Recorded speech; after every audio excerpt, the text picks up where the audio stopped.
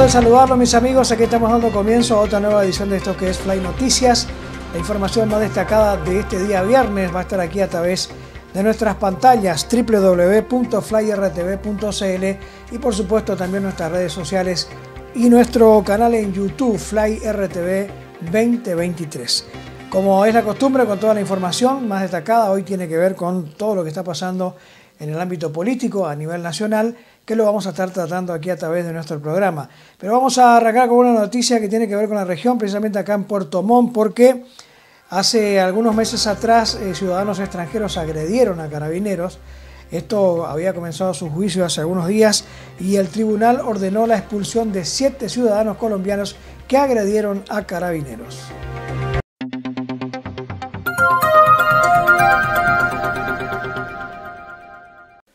Luego de la realización del juicio oral en el Tribunal de Puerto Montt, este ordenó la expulsión de 7 de los 12 ciudadanos colombianos involucrados en la agresión del que fue víctima personal de carabineros en octubre pasado en el sector Mirasol de la capital regional. Recordemos que este hecho se dio en medio de un procedimiento relacionado con el control de una riña generada en dicho punto, donde los extranjeros terminaron por golpear de puños y con elementos contundentes y hasta botellas al personal policial, donde los efectivos resultaron lesionados. Una expulsión que se establece a través de una sanción de carácter penal, que es importante tener presente que estas 7 personas, en el evento de regresar al país, contra esta resolución que es de carácter judicial, van a ser objeto de una pena de cumplimiento efectivo de 5 años en el evento de que estos pudieran volver a ingresar. Es importante distinguir que esta es una resolución de carácter judicial que hemos obtenido como Fiscalía, y que es distinta a cualquier resolución de carácter administrativo cuyo incumplimiento pudiera no tener aparejada una mayor consecuencia.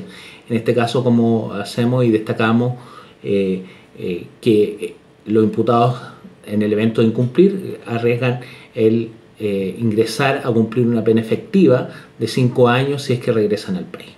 Para las autoridades, la resolución de expulsión resulta una medida que era esperada, todo con la idea de quienes tuvieron la responsabilidad en la agresión paguen por su actuar.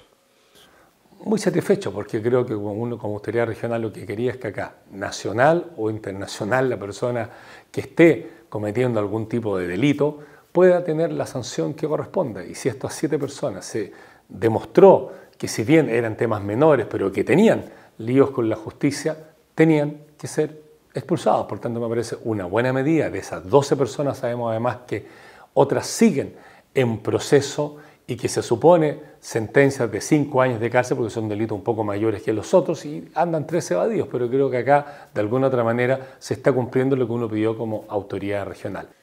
En el caso de los otros 5 ciudadanos colombianos involucrados, 2 actualmente son parte del Registro Nacional de Prófugos de la Justicia y siguen siendo intensamente buscados, mientras que los otros 3 se encuentran en prisión preventiva, siendo investigados además por delitos relacionados con el porte de armas y drogas.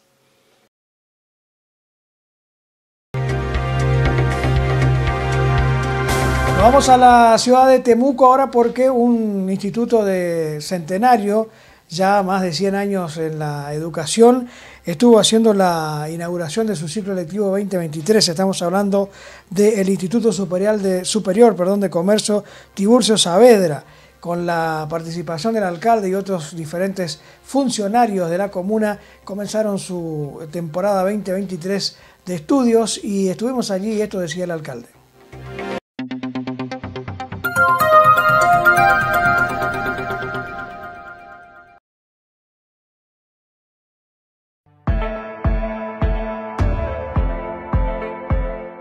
Estamos felices porque estamos iniciando un año especial.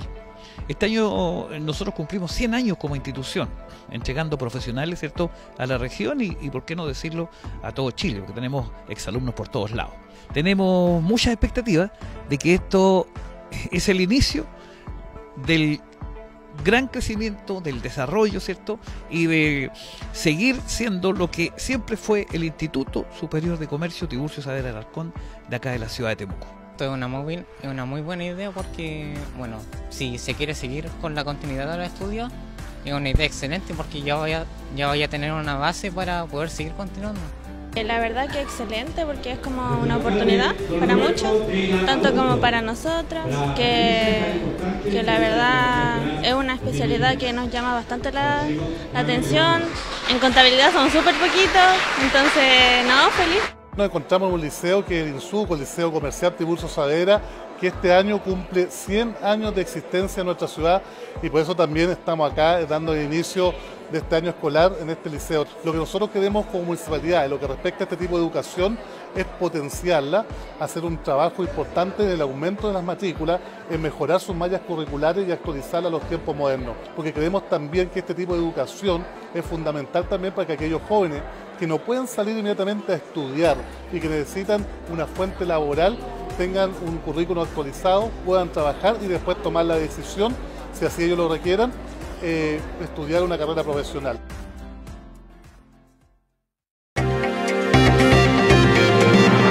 Bien, continuamos con la información y nos vamos ahora a nivel nacional, porque obviamente no podemos estar ajenos a lo que ha pasado en las últimas horas. El último miércoles en la Cámara de Diputados, el presidente regresó con anticipación de su gira por la zona norte, donde estaba haciendo algunos anuncios también. Ayer hizo algunos anuncios, vamos a convertirlo ahora. Y hoy estuvo también con el tema del nuevo gabinete, no el nuevo gabinete, sino con los recambios en subsecretarías y en el gabinete. Pero vamos a ver lo que decía el presidente Gabriel Boric en declaraciones desde Alto Hospicio. Hablaba de más seguridad, mejor calidad de vida para las personas.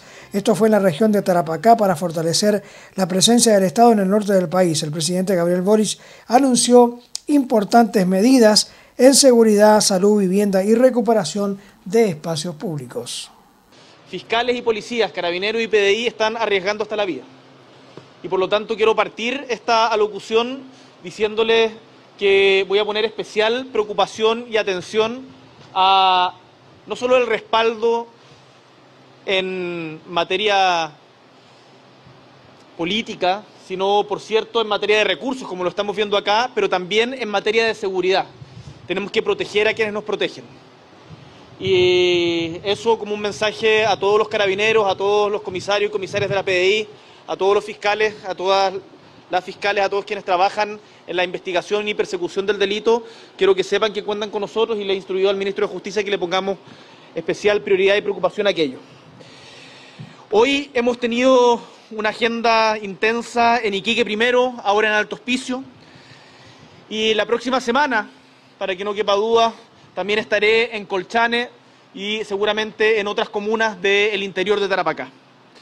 He querido venir acompañado de una delegación importante de ministros y ministras, de subsecretarios y subsecretarias, porque tengo la convicción que las personas en Tarapacá necesitan ver al Estado presente y que a la vez empoderemos a las autoridades regionales. Por eso me ha acompañado en todas las actividades nuestro delegado y también el gobernador regional. Queremos que las autoridades acá, independiente de su color político, trabajen en conjunto, porque la deuda que hay del Estado con Tarapacá es muy grande. Es una región que ha crecido, en particular la comuna de Alto Hospicio, exponencialmente en los últimos años. Debe ser de las comunas con mayor crecimiento en todo Chile y en donde el Estado no ha estado a la altura de acompañar ese crecimiento. También agradezco, como lo hizo el alcalde, la presencia de los 5 parlamentarios de los distintos colores políticos para poder trabajar en conjunto los desafíos que tenemos acá. Tarapacá es la 16ª región que visito antes de cumplir un año de mandato, pero no por ser la última es la menos importante. No hay regiones menos importantes, pero me queda claro los tremendos desafíos que tenemos acá. Siendo Tarapacá la región con mayor inversión privada en nuestro país, la con mayor inversión privada en nuestro país, es sin embargo una región que en todas sus comunas supera el promedio de pobreza nacional. Es una de las regiones con mayor déficit habitacional y en donde nos hemos puesto, junto con el ministro Carlos Montes, una meta muy ambiciosa, que hay algunos que dudan que vamos a cumplir, no me cabe duda que lo vamos a hacer. 9.300 viviendas para la región de Tarapacá.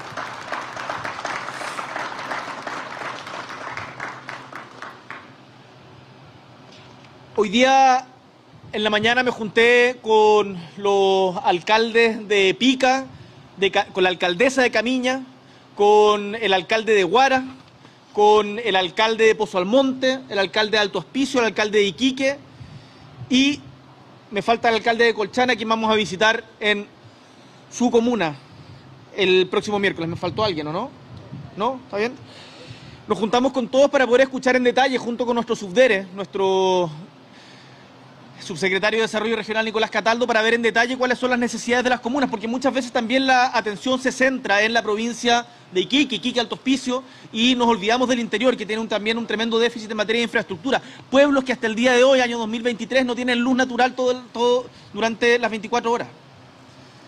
En donde hay déficit importante de agua, pero que sin embargo también están creciendo. Me contaban de pueblos en Camiña, en donde están cultivando, están realizando agricultura de una manera tremendamente innovadora. Tenemos que apoyar a esa gente.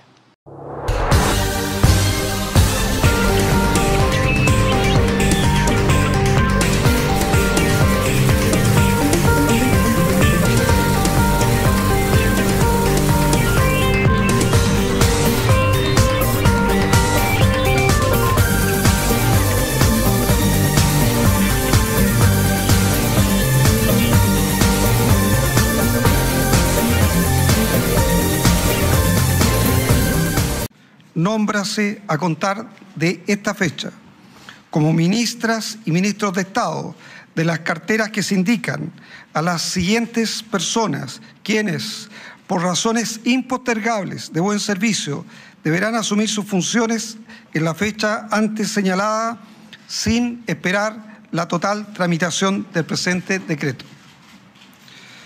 Alberto Van Claveren Stork, en el Ministerio de Relaciones Exteriores.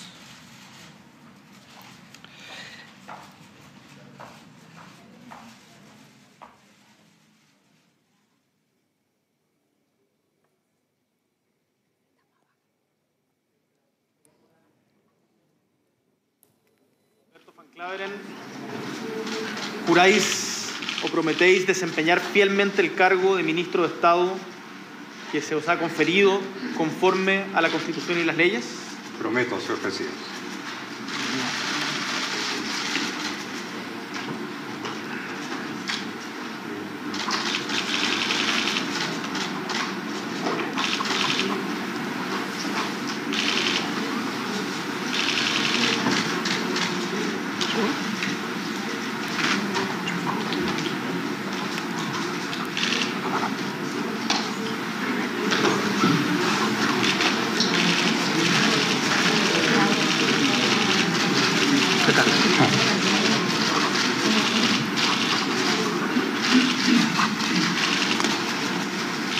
Bienvenido.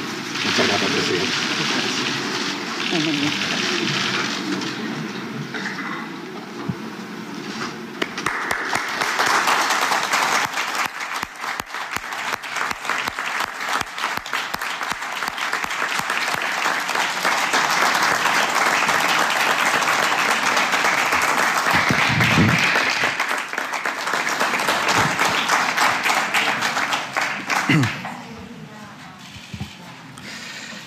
Jessica López Safi, en el Ministerio de Obras Públicas.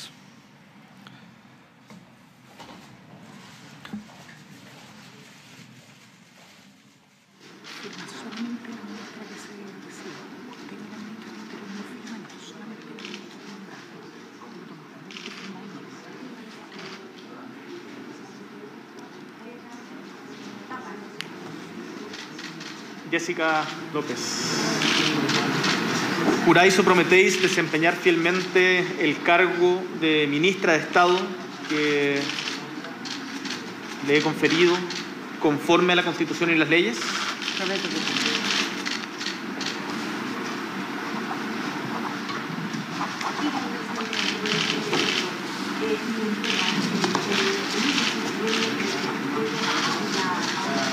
Bienvenida.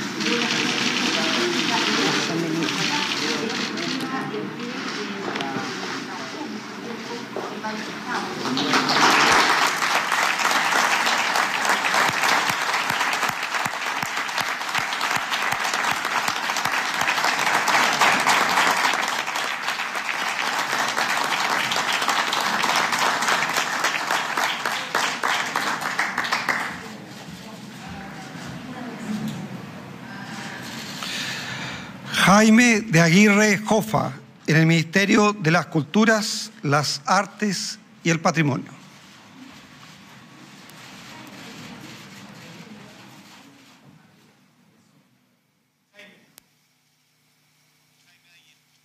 Juráis o prometéis desempeñar fielmente el cargo de Ministro de Estado que os ha sido encomendado conforme a la Constitución y las leyes. Sí, prometo.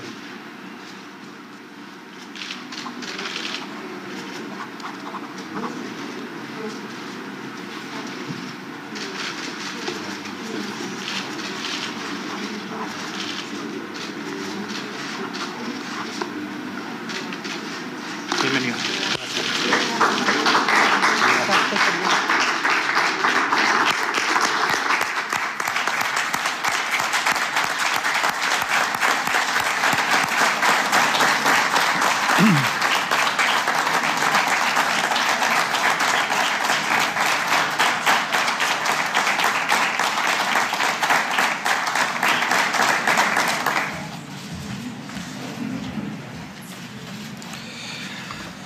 Jaime Pizarro Herrera, en el Ministerio de Deporte.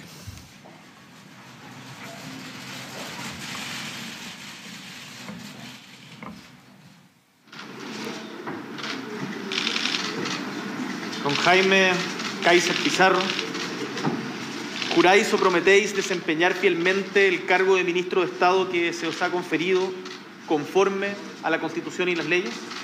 Sí, juro que sí.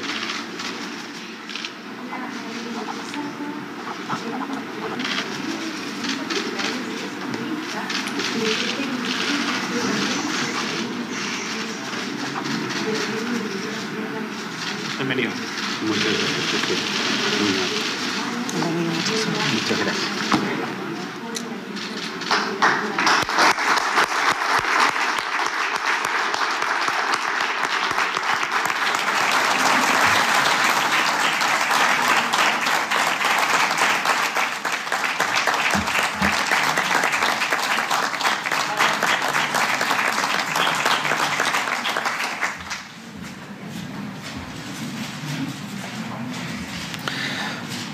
Aysén Echeverry Escudero, en el Ministerio de Ciencia, Tecnología, Conocimiento e Innovación.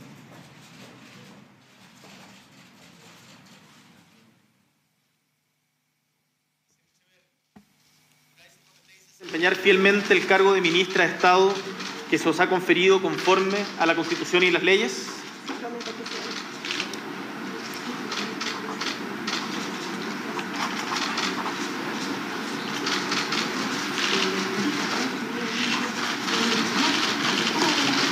Bienvenida.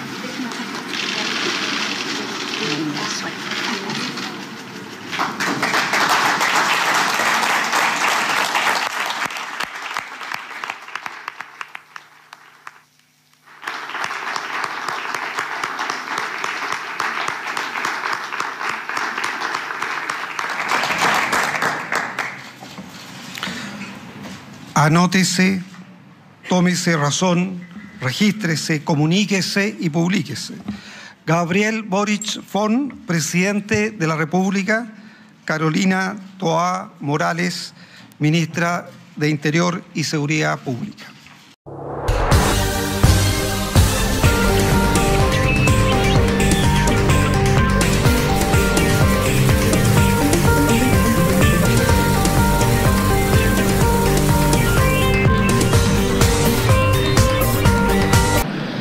Chilenos y chilenas, compatriotas, el día de mañana se cumple un año desde que asumí la gran tarea para la cual ustedes me eligieron.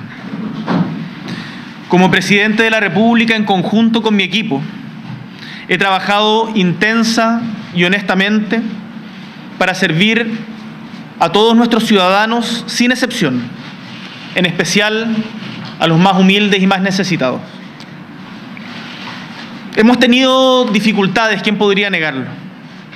Pero les quiero decir que a quienes nos siguen desde todos los rincones de nuestra patria, desde Alto Hospicio a Lonquimay, desde Puerto Williams a Camarones, desde Chillán hasta Purén, que hoy miro el futuro con esperanza y optimismo. Y es que el año 2022 no fue fácil para las familias chilenas, no fue fácil para ustedes, y lo sabemos. Tampoco fue fácil para el gobierno.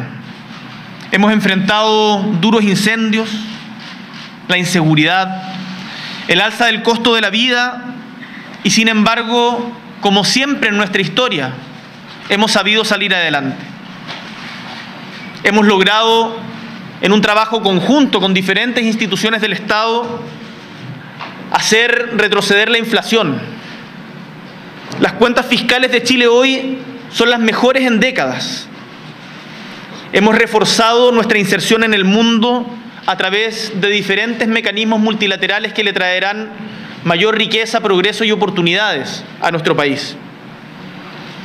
Conseguimos, pese a que habían voces que pensaban o nos advertían de que era imposible, que la red pública de salud fuera completamente gratuita para todos quienes se atienden en ella mediante el copago cero. Hemos dado un nuevo aire a la política de trenes para Chile. Estamos enfrentando de manera firme a la delincuencia y así lo demostramos el día de ayer en Alto Hospicio, fortaleciendo nuestras policías, carabineros, PDI y también a la Fiscalía para la Persecución del Delito, que sabemos es preocupación máxima de quienes hoy día nos están mirando. Hemos desbaratado bandas criminales y reforzado el control de la frontera.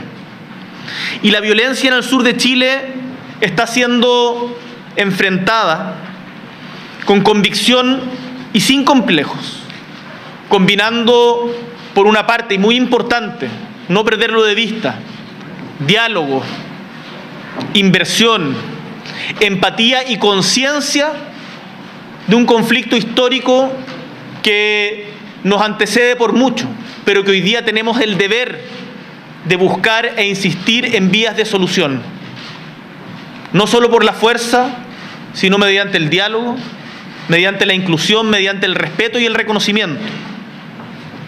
Y también, cuando corresponde, con el ejercicio de la ley y el derecho sin concesiones. Le hemos entregado a las policías todo el apoyo para que cumplan su deber y ya se empiezan a ver resultados, recuperando espacios públicos, no solo en Santiago, sino también en Antofagasta, en Concepción, en La Serena, en Coquimbo, en Punta Arenas y en tantas otras regiones de nuestra patria. Durante este año se puso en marcha el registro de deudores de pensiones y se aprobó de manera unánime la ley con el nuevo mecanismo de pago efectivo que entrará en vigencia en mayo y que va a beneficiar, después de tanta espera, de tanta angustia, a miles de mujeres con sus hijos e hijas. Podría seguir, pero no quiero dejarme llevar por el entusiasmo ni menos por la autocomplacencia, porque sé que los desafíos que tenemos por delante siguen siendo gigantes y requieren lo mejor de nosotros. Compatriotas, entramos a nuestro segundo año de gobierno y después de una evaluación concienzuda, detenida, he decidido hacer cambios en mi gabinete a nivel de ministerios y subsecretarías. Quiero comenzar agradeciendo la tremenda labor que durante este primer año de gobierno han realizado las y los integrantes de este gabinete ministerial y también de subsecretarios y subsecretarias, a quienes se van mi cariño y reconocimiento. Sirvieron a Chile con convicción, con profesionalismo. Sé que dieron lo mejor de ustedes, pese a los momentos difíciles, que sacaron adelante tareas importantes y que estas decisiones son siempre duras. Cuentan con todo mi orgullo y respeto. Bien, y continuamos con la información y vamos a poner a consideración de todos ustedes una charla que en un reportaje en Canal 13 que lo tuviera la diputada Carol Cariola, que obviamente fue una de las protagonistas de los debates también en las últimas horas en la Cámara de Diputados. fue una de las que obviamente hizo algunos dichos contra la diputada Giles. Dijo que la diputada Giles entró riéndose al recinto después que se conoció la negatividad del voto contra la propuesta que había hecho el gobierno, y por eso que había dicho todo lo que había dicho la diputada Carol Cariola. Estuvo en Canal 13, le preguntaron sobre este tema específicamente y decía lo siguiente. A ver, lo primero que quiero decir, Diego, es que la reforma tributaria es una de las reformas probablemente centrales del programa de gobierno del presidente Gabriel Boric. No solo por la importancia que tiene llevar adelante una reforma que busca recaudar mayor cantidad de recursos para el Estado, sino que también por los objetivos que esta tiene. O sea, los objetivos de la reforma tributaria era financiar el aumento de la pensión garantizada universal a 250.000 pesos, por lo tanto tiene directa relación con la reforma de pensiones y mejorar la vida de los chilenos y chilenas, adultos y adultas mayores, porque la reforma tributaria buscaba también tener recursos para el proceso de reconstrucción, más de 160.000 viviendas que hoy día es necesario reconstruir en nuestro país, además, a propósito de las catástrofes. La reforma tributaria buscaba levantar el Sistema Nacional de Cuidado, a propósito que el día de ayer fue el Día de la Mujer Trabajadora, y sabemos que muchas mujeres en nuestro país trabajan y se desarrollan en el trabajo doméstico no remunerado. Entonces, lo que pasó el día de ayer es muy complejo y hay que analizarlo en toda esa complejidad, más allá de, bueno, cuáles fueron las razones de quién vino, quién no vino. Evidentemente en esto hay responsabilidades que son compartidas. Hay una responsabilidad respecto de lo que tú estás diciendo, probablemente en cómo se amarraron los votos, en cuántos esfuerzos se hicieron. Yo espero que el gobierno, sin lugar a dudas, haya hecho todos los esfuerzos necesarios que estén en sus manos. Ellos son quienes saben finalmente cuántos esfuerzos se llevaron adelante, pero también está la responsabilidad particular de quienes somos parlamentarios y parlamentarias. Nosotros estamos electos y electas para legislar, para estar en la sala. Mira, yo me acuerdo que cuando yo llegué a ser parlamentaria, una de las cosas que se discutían en el Congreso Nacional y en la política en general eran las malas prácticas de la política, de parlamentarios que se salían de la sala para no enfrentar los debates, para no votar ciertas cosas que les incomodaban, o sencillamente para dejar caer proyectos de ley como este. Porque ausentarse de la sala no es una acción inocua, es una acción política también, que demuestra también una posición política. No basta solo con apretar el botón rojo o el botón verde o el botón amarillo, que es la abstención, ¿no? Sino que también tiene que ver con cuando tú sabes que hay proyectos de ley de quórum, cuando tú decides no entrar a la sala, cuando tú decides, también estás tomando una decisión política, y yo creo que esta decisión política de quienes votaron en contra, primero, de quienes decidieron salirse de la sala y no votar, me parece que es una decisión que lo único que hace es dañar al pueblo chileno y las necesidades de quienes hoy día más necesidades tienen, los adultos mayores, las mujeres y por supuesto también las personas que han vivido consecuencias a propósito de la situación de vivienda que hay en nuestro país. Parlamentarios del PDG, de Amarillos, los ex PDG dijeron que el gobierno no conversó con ellos en la previa de esta votación. ¿Faltó no un mayor esfuerzo en asegurar, en amarrar esos votos? ¿Debería haber una autocrítica mayor al respecto? Bueno, lo que nos ha dicho el gobierno es que ellos hicieron los esfuerzos por conversar con todos los sectores políticos. No tengo por qué no creerlo, ¿no? Se confrontan las posiciones de un parlamentario u otro. No sé si conversaron con cada uno de los parlamentarios. Yo entiendo que hay bancadas también en el Parlamento que uno configura. Yo, por ejemplo, no soy la diputada que participa de la Comisión de Hacienda. Sin embargo, el diputado Boris Barrera, que es el diputado que participa por parte de la bancada del Partido Comunista, participó permanentemente de diálogos con el gobierno, de conversaciones, incluso donde él nos contaba dónde estaba la derecha, donde estaban todos los sectores políticos precisamente para tratar de avanzar en algunas cosas. Se presentaron más de 90 indicaciones al proyecto de ley. El Ejecutivo, el Gobierno, que es el colegislador, estuvo de manera permanente sentado en la Comisión de Hacienda. Es decir, no es que el ministro Marcel nos apareció por el Congreso durante toda la tramitación. Fueron varios meses, fueron como 6 meses de tramitación de la reforma tributaria. Entonces, si yo tengo interés, porque me interesa Chile, porque me interesa lo que pase con el país, porque me interesan los jubilados, y no se acerca un ministro a conversar conmigo, lo que yo hago es ir a conversar con el ministro. Mire, yo aprobé la reforma tributaria del presidente Piñera, a pesar de que tenía diferencia, era una recaudación de $800 millones. durante su gobierno. Cuando nosotros nos decían que le íbamos a cortar la sal y el agua, que le íbamos a quitar todo, que no íbamos a permitir que el gobierno legislara, que avanzara en sus propuestas, y eso no fue así. Nosotros dialogábamos. Cuando yo tenía dudas me acercaba a los ministros del gobierno del cual yo era oposición. ¿Por qué? Porque es mi responsabilidad como parlamentaria también asumir proactividad en las acciones políticas de lo que se legisla, porque yo también tengo que tomar una decisión, diputada, y lo hago de cara al país, de cara a quienes me eligieron.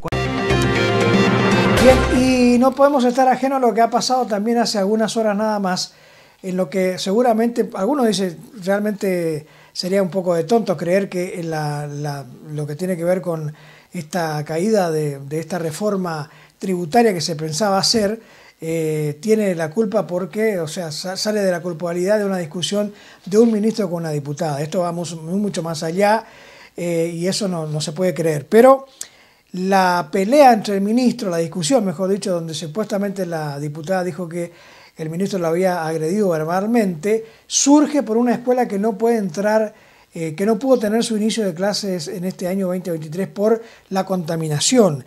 Se acusa de que contaminan y que obviamente impide el inicio de las clases.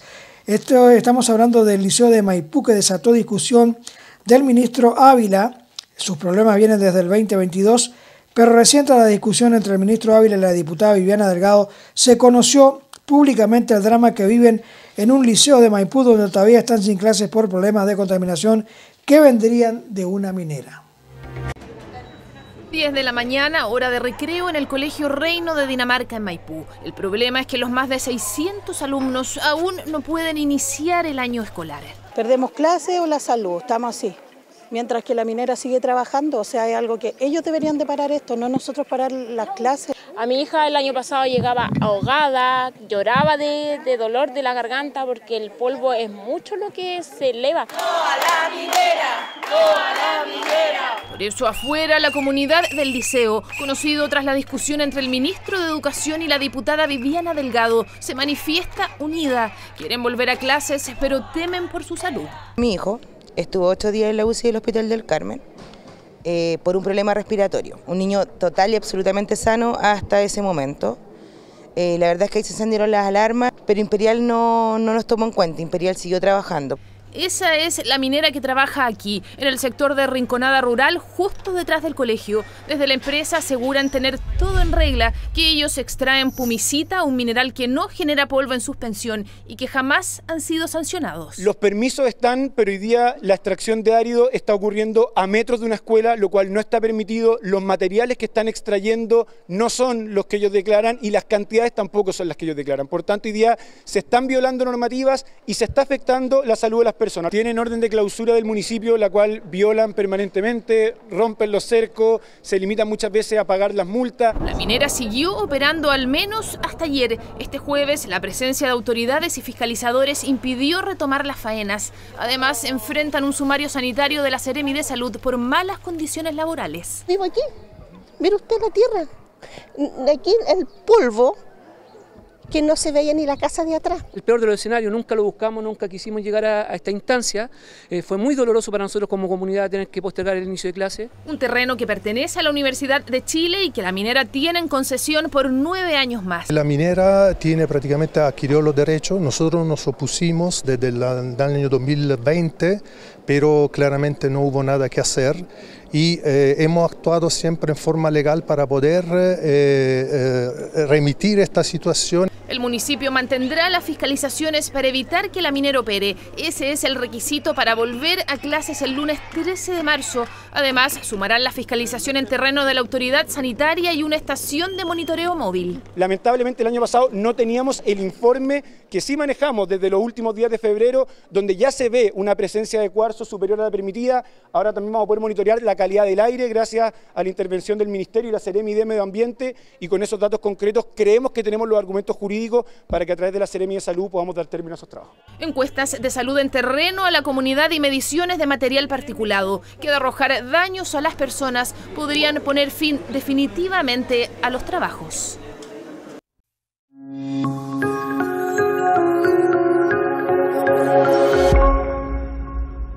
la Comisión de Pesca prosiguió la votación particular del proyecto que modifica la Ley General de Pesca y Acuicultura en el ámbito de los recursos bentónicos.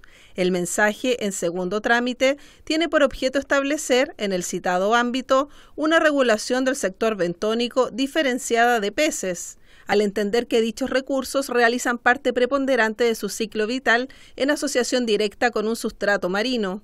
Entre ellos destacan erizos, locos, machas, lapas, almejas, pulpos y jaivas, mientras que del grupo de algas los distintos tipos de güiros, cochayuyo y lugas, todos ellos extraídos principalmente por la pesca artesanal. En la sesión, que contó con la presencia del subsecretario de Pesca y Acuicultura, Julio Salas, se avanzó con ciertos artículos. Uno aborda el reemplazo de la inscripción de categoría de buzo, donde se optó por mantener la redacción del Senado. En tal sentido, los pescadores artesanales inscritos en la categoría de buzo, que no obtengan la renovación de su matrícula ante la autoridad marítima, podrán, dentro de un plazo de 12 meses, desde el vencimiento de la última matrícula, efectuar el reemplazo de su inscripción de acuerdo a lo establecido en la Ley de Pesca. Al término de este periodo, la inscripción del titular de la categoría de buzo que no haya sido reemplazada caducará por el solo Ministerio de la Ley. En otra línea se revisaron las áreas de manejo y explotación de recursos bentónicos, ratificando los cambios del Senado, entre ellos que las áreas de reserva para la pesca artesanal puedan extenderse a aguas terrestres. Gran parte del debate se refirió a eliminar zonas de resguardo por medio de una indicación del Ejecutivo, referida a que no constituirán derechos en beneficio de terceros los convenios suscritos por organizaciones titulares de áreas de manejo. Los diputados de Rementería y Brito cuestionaron dicha medida, que defendió el subsecretario. Sin embargo, la autoridad se abrió a presentar una nueva propuesta al respecto.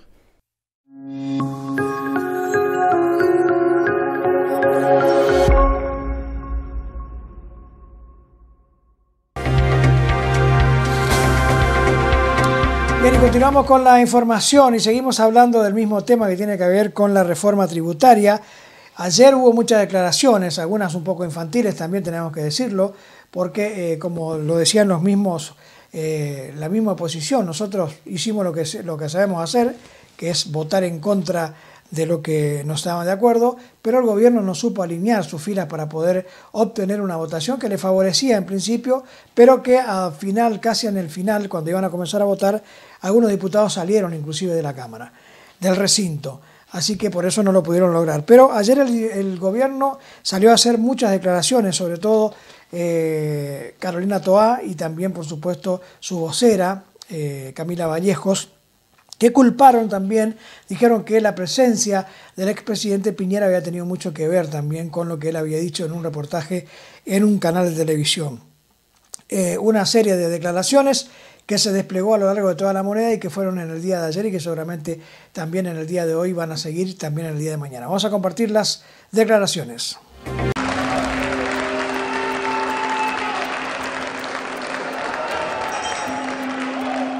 Nuevamente hay un sector que intenta hacer que las cosas no cambien. A veces parece que el objetivo de algunos es golpear al gobierno e impedir los cambios.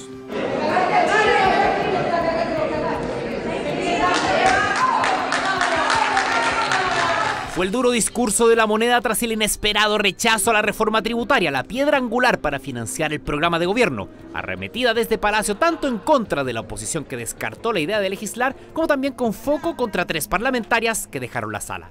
¿Cómo está el ánimo hoy día? No muy bueno, no muy bueno. Comité político de emergencia después de la derrota en los hechos medidas, entre otras como el aumento de la PGU, la reducción de las listas de espera y el derecho universal a sala cuna, quedaron en suspenso. Después de la votación, los ministros lanzaron duras críticas. Van a celebrar quienes evadan impuestos, una celebración de los grandes capitales que ya no van a estar afectos, ¿cierto?, al impuesto al patrimonio. Y la ofensiva no cayó bien en la oposición. No echarle la culpa a la oposición por lo que ocurrió ayer. Ellos sabían que nosotros estábamos en contra de una mala reforma para Chile, para la economía, y particularmente al ministro Marcel le señalamos que deje de lado la descalificación, la odiosidad y promueva un clima de mayor entendimiento y amistad cívica. Incluso para el comité político el resultado tendría un responsable. La reforma tributaria y la reforma de pensiones tienen fallas garrafales que hay que corregir. Pretender aumentar en esa magnitud los impuestos, en medio de una economía que está estancada, que está con una crisis de crecimiento. Es un error. El cuestionamiento del expresidente Sebastián Piñera en Mesa Central lo puso en el foco de los dardos de La Moneda. No fue casual la entrevista del expresidente Sebastián Piñera el fin de semana. Hubo un alineamiento, un cambio de tono de la oposición respecto a esto. Echarle la culpa de este rechazo al expresidente Piñera no solamente es un profundo error político, es además un acto profundamente infantil. ¿Cómo resucitar la reforma tributaria? Es el debate que se tomó el comité político. Hoy el gobierno no puede legislar sobre este tema durante un año, salvo que insista ante el Senado, pero requiere 2/3 de los votos, los que con solo el oficialismo no alcanzan.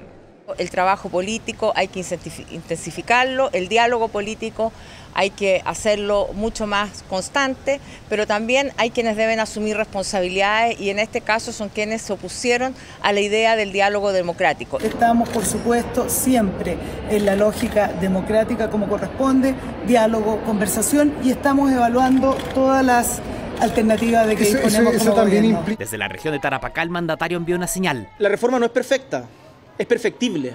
Insisto, abrimos las manos, busquemos primero unidad de la alianza de gobierno que tiene que fortalecerse y amplitud para lograr avanzar en la reforma tributaria que Chile necesita. Más capacidad de diálogo, menos tosudez, y no es capaz, además, de ordenar las propias filas de sus diputados y diputadas y de sus senadores y senadoras, tenemos un problema, yo diría, estructural.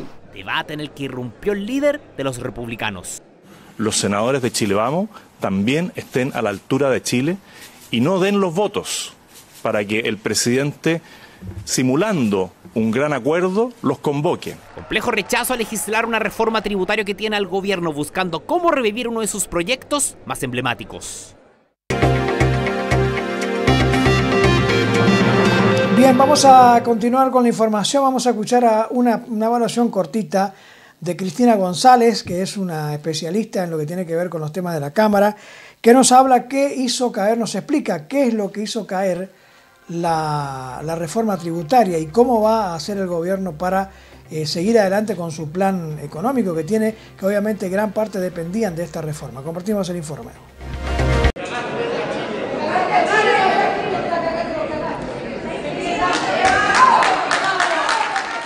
¿Qué hizo caer la reforma tributaria? Solo faltaron 2 votos en el Congreso para aprobar una de las iniciativas más emblemáticas del gobierno del presidente Gabriel Boric, la reforma tributaria. Las diputadas de la bancada ecologista independiente, Pamela Giles, Mónica Arce y Viviana Delgado, abandonaron la sala justo antes de votar, lo que sumado al rechazo de la oposición terminó por hacer caer el proyecto. El día anterior, Viviana Delgado había tenido una fuerte discusión con el ministro de Educación, Marco Antonio Ávila, por lo que varios diputados lo interpretaron como una represalia. La reforma tributaria y la reforma de pensiones tienen fallas garrafales que hay que corregir. En distintas entrevistas, las ministras Camila Vallejo y Carolina Toá apuntaron a la entrevista del expresidente Sebastián Piñera en Mesa Central como clave en el cambio de tono de la oposición. Lo cierto es que esta derrota significa que el gobierno pierde la principal fuente de financiamiento para que gran parte del programa presidencial se materialice, como por ejemplo el aumento de la PGU a 250.000 pesos, solo por citar un ejemplo. Creemos que es una mala noticia para el país. En este momento el aumento de la PGU a 250.000 pesos no tiene financiamiento. Van a celebrar quienes evadan impuestos una celebración de los grandes capitales que ya no van a estar afectos, ¿cierto?, al impuesto al patrimonio. Por ahora, el gobierno evalúa qué medidas va a tomar para seguir adelante con el proyecto, ya que no podrá ser discutido en un año, a menos que pida la insistencia en la Cámara Alta, en el Senado, para donde necesita un quórum de 2/3. Sabemos que quedar sin trabajo te deja en un escenario de total incertidumbre, pero por lo mismo, acá te explicamos uno de los beneficios a los que puedes optar al quedar cesante. Ya revisamos el seguro de cesantía, un aporte en dinero que se otorga a los trabajadores en caso de quedar sin su fuente laboral. Recordemos que mediante el seguro, la persona puede acceder a los ahorros que hay en su cuenta individual de cesantía en la AFC, donde los empleadores cotizan mensualmente y de forma obligatoria el 3% de las remuneraciones imponibles de cada trabajador. Además, vimos el Fondo de Cesantía Solidario, un aporte económico complementario al seguro de cesantía que se otorga a quienes no cuentan con altos montos de dinero ahorrado en sus cuentas individuales de la AFC. Revisa nuestro canal de YouTube de CHB Noticias para ver todos los beneficios que hay para trabajadores que quedaron cesantes. Ahora, esta semana revisaremos la indemnización por término de contrato. Cómo funciona y a quiénes se otorga, acá te explicamos. Este beneficio es una indemnización que complementa o sustituye la indemnización por años de servicios y a la cobertura del seguro de cesantía. ¿Quiénes pueden acceder a ella? Pueden solicitarla a los trabajadores por motivo de la terminación del contrato de trabajo, cualquiera sea la causa que la origine. Esta puede ser cobrada en la AFP presentando los documentos que acrediten el término del contrato de trabajo. ¿Cuáles son estos documentos? Sirve el finiquito firmado o ratificado, pero en caso que no lo tengas, puede ser una carta de despido o un acta de avenimiento. Además, la persona deberá llenar un formulario denominado Retiros de Ahorro de Indemnización. ¿Cuál es el monto de la ayuda? En el caso del trabajador de casa particular, los empleadores tienen la obligación de efectuar un aporte equivalente al 1,11% de la remuneración mensual imponible y el trabajador tiene el derecho a cobrarla al término del contrato. Y ojo, recordemos que desde el 1 de octubre del 2020 los trabajadores de casa particular también tienen derecho al seguro de cesantía.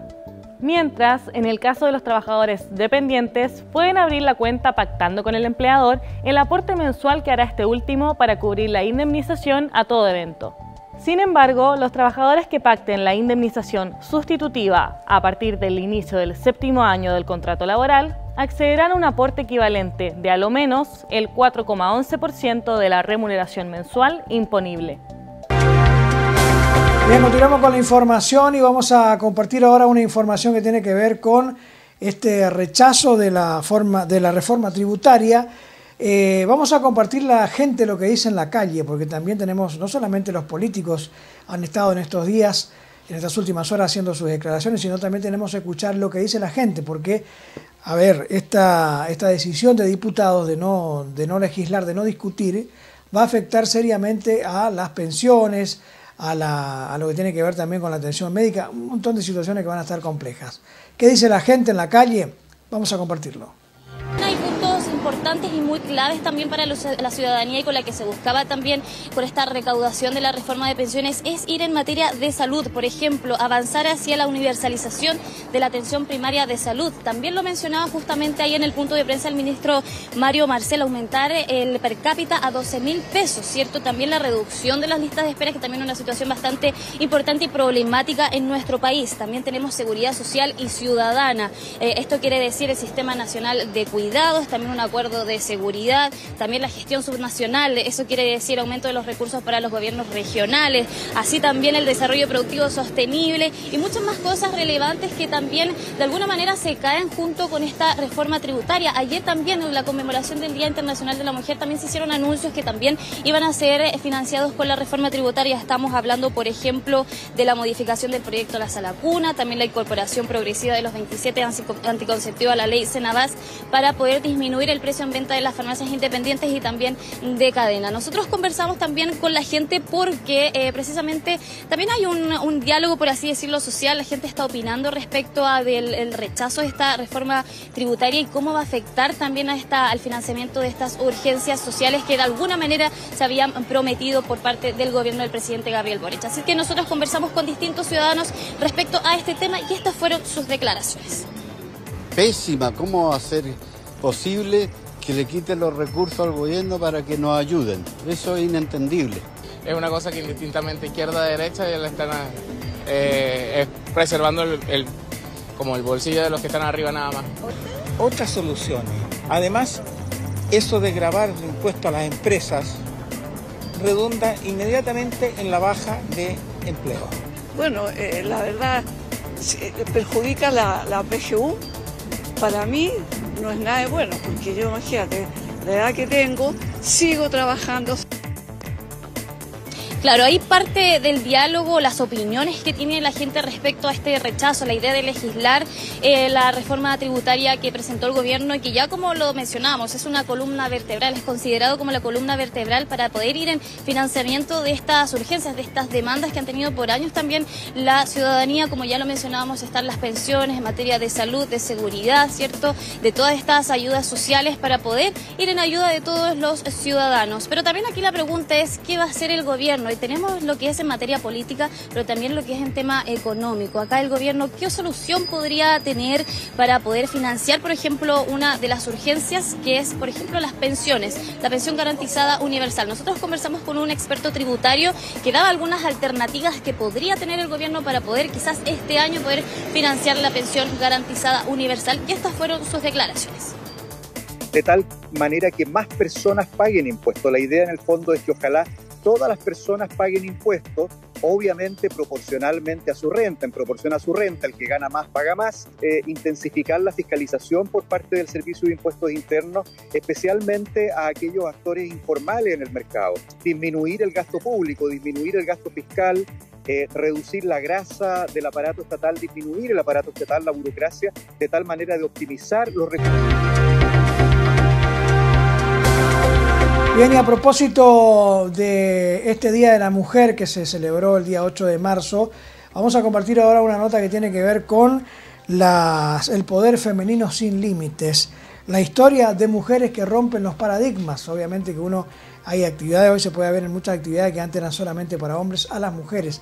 Compartimos las imágenes y este informe con respecto a las mujeres que rompen paradigmas en este mes de las mujeres.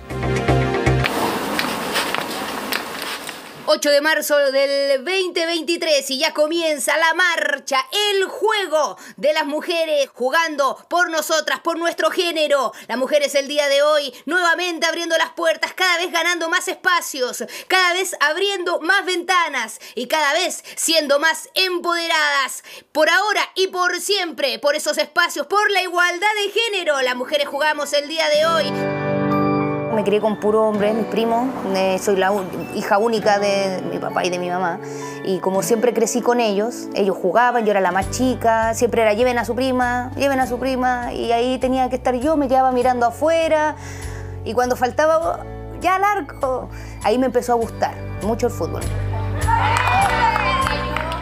Y de ese gusto de pequeña pasó a ser su pasión y profesión, pero sin antes llevarse varios cuestionamientos. ¿Por qué una mujer, una estudiante, una trabajadora o una mamá quería estar en un área históricamente de hombres? La respuesta fue, ¿y por qué no? Yo creo que ahora recién puede que hayan padres que no le vean algo malo. Pero hasta hace unos años, al menos mi generación, yo creo que la mayoría vivió eso, de que no, que el fútbol es de hombres, que es otro deporte. Yo espero que en un tiempo no muy lejano esto se siga cortando más la brecha, para que nosotras podamos abrir aún más la cancha, como digo yo.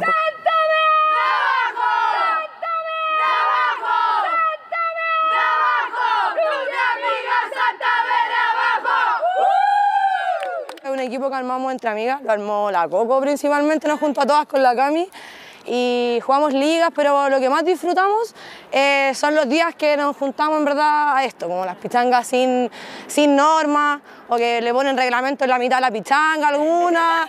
Ahí está la árbitra, pero... ¿La tramposa? La visionaria,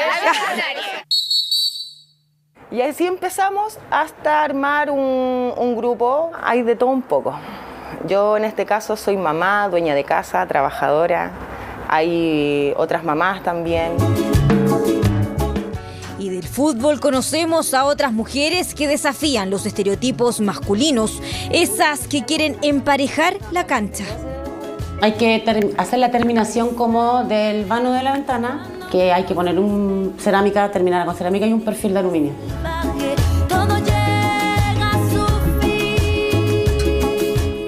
Yo llevo alrededor de 5 años después de verdad un matrimonio como muy maltratador, y me propuse, empecé la construcción en aseo.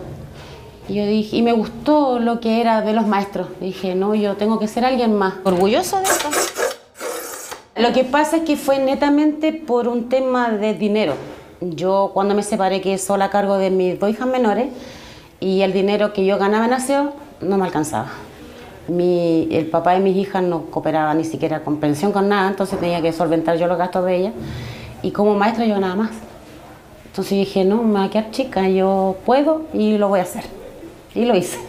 Vimos que en la construcción existían mujeres en una especie de ámbito gris que no se veían, que eran generalmente las jornales de aseo, pero eran mujeres que tenían muchos más conocimientos y solamente profesionalizando ese conocimiento ellas podían llegar a ser grandes maestras. Llegué a la Corporación Red Maestra y ellos se encargan de dar las clases o enseñarnos el oficio de cafetería.